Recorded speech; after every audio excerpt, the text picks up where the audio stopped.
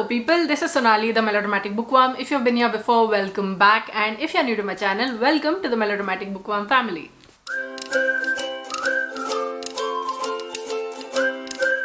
I'm here today with my April 2024 TBR. I don't want to be that person who says, oh my god, it's already April, but I will be that person who says, oh my god, it's already April and March is about to end. We are a few days away from the end of March, but I'm already making my April 2024 TBR because I'm just that person. Like, I want to read these books so bad that I just want to remind myself of how excited I was when I got these books so that I can keep it up when April finally starts. Anyway, I'm happy to report that Drama Queenathon is going well. I mean, it's not going great, but it's going slowly but steadily.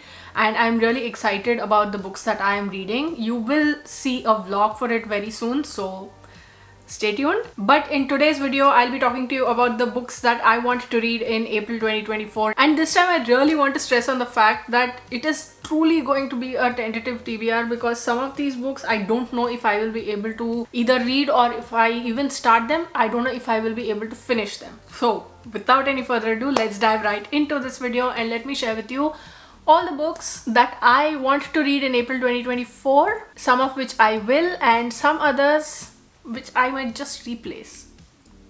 That's not a great way to start a TBR video, is it? So first of all, I want to mention the fact that at the end of March, I'm really sure that I'm going to be having at least 2 or 3 books that I will be in the middle of. So that I'll be bringing over into April. So see, already my April TBR is up in the air. But those will be books that I really want to read, maybe like Interpreter of Maladies by Jhumpa Lahiri, which I haven't yet started. And we're already nearing the end of March, but I really wanted to read that one. So now that that's out of the way, let's get on with the complete main list of books that I want to read in April 2024. There are 15 books on this list. Anyway, so the first book, technically the first book that I mentioned here, not the first book that I read in the month, it's going to be the subscriber pick for the month of April 2024, and the poll for it is live on my community tab. Please go and vote if you want me to read and review any of these books in a reading vlog. I will leave the link to that poll, to that post, in the description box below. So the books that I have put on that poll, first is Bride by Ali Hazelwood. Bride is Ali Hazelwood's latest release. It is the story of a vampire and a werewolf. I think it's a love story sort of thing, and I've heard good things about it, some great, some good, and I am really interested to see how Ali Hazelwood spins this story. And next is one of my most anticipated book releases of 2024, and that is The Warm Hands of Ghosts by Catherine Arden. And this I've been so excited to read. First off, that blurb, second off, that cover, third, the author. I have this author's Winter Night trilogy and I haven't been able to read it, but I've heard so many amazing things about this author's writing that I was like, this is going to be one book that I'm definitely going to buy and read. But before that, let me read the blurb for you so that you have an idea, and refresh my own memory. In a world torn apart by war, a brother and sister fight to find each other. November 1917. Canadian soldier Freddie Even awakens after an explosion to find himself trapped under an overturned pillbox alongside an enemy soldier, a German. Against all odds, the two men dig their way out. But once in no man's land, they realize there is nowhere they can go where they won't be shot as deserters or enemy combatants. As the killing continues, they meet a man known as the Fiddler, who seems to have the power to make the hellscape that surrounds them disappear. But at what price? Okay, I want to just stop filming and go sit and read this book, but April hasn't started. Control. The next on that poll is How to Kill Men and Get Away with It by Katie Brent, and this is one book that I have seen Sunshine from Kisakhor rave about, and she loved this book and she absolutely loved the absolute unhinged madness that comes with it. And she was like, you know what, there's a reason to what's happening in this book, okay? And I was like, okay, now you leave me no choice but to get this book and read it. Meet Kitty Collins, friend, lover, killer. He was following me, that guy from the nightclub who wouldn't leave me alone. I hadn't intended to kill him, of course, but I wasn't sorry when I did, and despite the mess I made, I appeared to get away with it.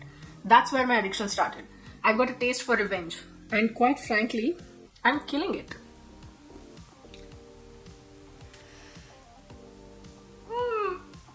And then there is On Earth We Are Briefly Gorgeous by Ocean Wong, and I have had this book on my TBR for a while, but I seriously don't know what it's about. I also don't want to find out what it is about. This is one of those books that I want to go in blind because I've heard so much hype that I just don't want to build it up further in my mind, and then it turns out that I didn't like the book that much. I don't want that to happen. But then again, this is a book that is winning the poll so far. It's at about 29% over the rest.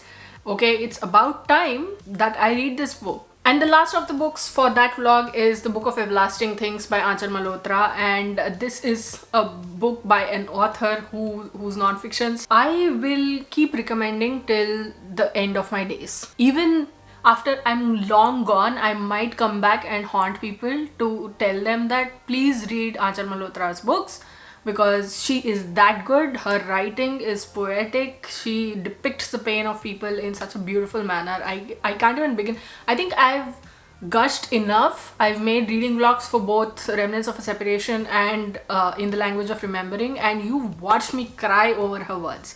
And this book in particular is a historical fiction, I think, if I'm not mistaken, set around the partition, and it follows a perfumer.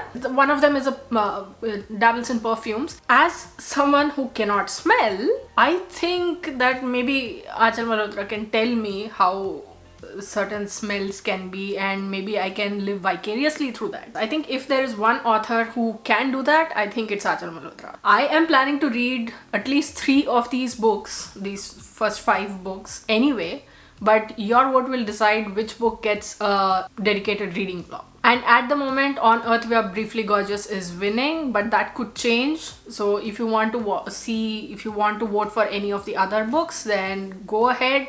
Go vote in the poll. It's still live. Go vote.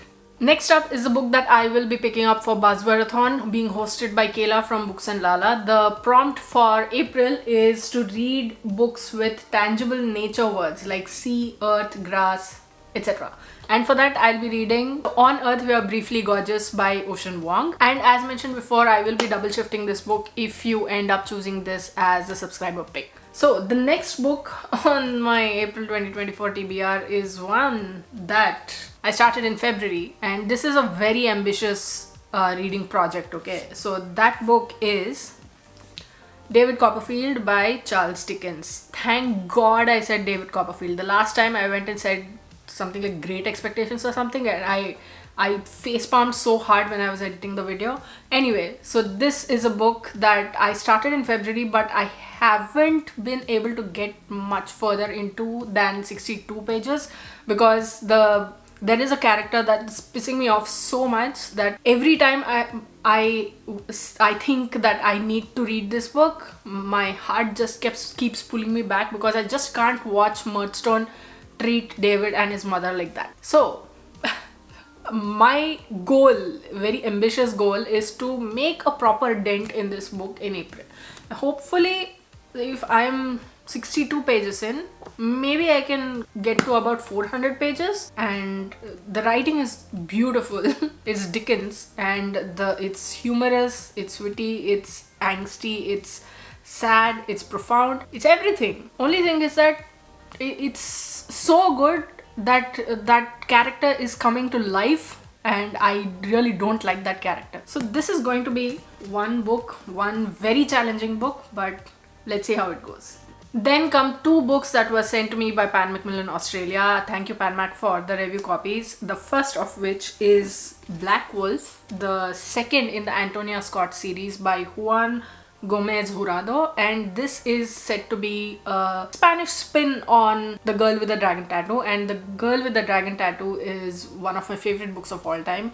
I've only read the first book in that series, in the Millennium Trilogy, but I absolutely loved it. It was a full 5-star read for me, and to know that there's a Spanish spin on it, I mean, I know that it's not fair to compare a book to a pre-existing one, but it's a great marketing tactic for people like me. For example, if you say this is perfect for fans of Matt Haig and Nikita Gill, then I'm going to go jumping to the bookstore and get that book. But this is the second in the series. I requested the first from the library and I got it just yesterday, and that book is Red Queen, and this is the first in the series, and it is a sort of an introduction to the deadly recluse called Antonia Scott. And I am so excited to read both of these books. I can't even begin to tell you. If I read it and if I love it, I'm going to get a copy of this. So the second book that was sent to me by Pan Macmillan Australia is this one, The Antique Hunter's Guide to Murder by C.L. Miller. First of all, if you just showed me this cover and said, do you want to read it? I'd say yes. Because just look at how fabulous that cover is. For the past 20 years, Freya Lockwood has avoided the quaint English village in which she grew up. That is until news arrives that Arthur Crockleford, antiques dealer and Freya's estranged mentor, has died, and the circumstances seem suspicious. But when a letter from Arthur is delivered, sent just days before his death, and an ordinary pine chest concealing Arthur's journals is revealed, Freya finds herself sucked back into a life she'd sworn to leave behind. Joining forces with her eccentric Aunt Carol, Arthur's staunch best friend, Freya follows both clues and her instincts to an old manor house for an antiques enthusiast weekend. But not all is as it seems. The antiques are bad reproductions and every guest has something to hide. Okay. The next two books are from my half-yearly TBR that I did at the beginning of the year, talking about the books that I want to read in the first 6 months of 2024.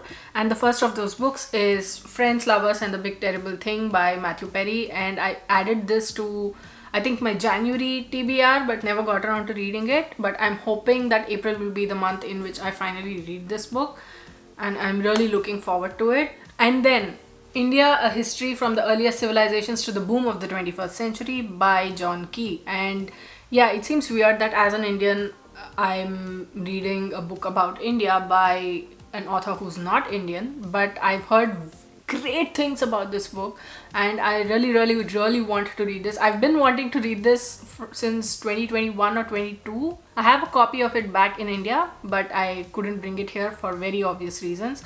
But I really do want to read this and I want to find out what is this guy saying about India and maybe learn some things in the process. And then this Netgalley ARC that I received, one that I was really not expecting, but I'm happy to read and review it. This is called One by One by Frida McFadden, and this is going to be my first Frida McFadden book, and I don't know what to expect, although I've seen amazing things about her books on social media. My Bookstagrammer friends who have read it have rated them quite well. I don't think they have been like 5-star reads or something, but they have been decent books, so I'm really excited to read this one. And for a first book by an author, I'm hoping that it's going to be a good experience, that it's going to keep me gripped from beginning to end. Fingers crossed. And then this review copy, for which I will be doing a short video review very soon. It's called The Puppeteer and it's part of the Panther's Ghost series by Ajit Menon and Anil Verma. And as the blurb says, The Puppeteer pays homage to the unsung heroes who live and die to keep our nation safe from terror. So I'm really looking forward to this book, and I don't know what to expect from it exactly because this is the first book by these authors that I will be reading, but I have seen good reviews of this book, so I'm really looking forward to reading it. And last but not the least is a book that I have added to multiple TBRs this year, it feels like, but I have never been able to get to it for one reason and one reason only, which I will tell you once I tell you what the book is. And that book is Against the Loveless World by Susan Abulhava.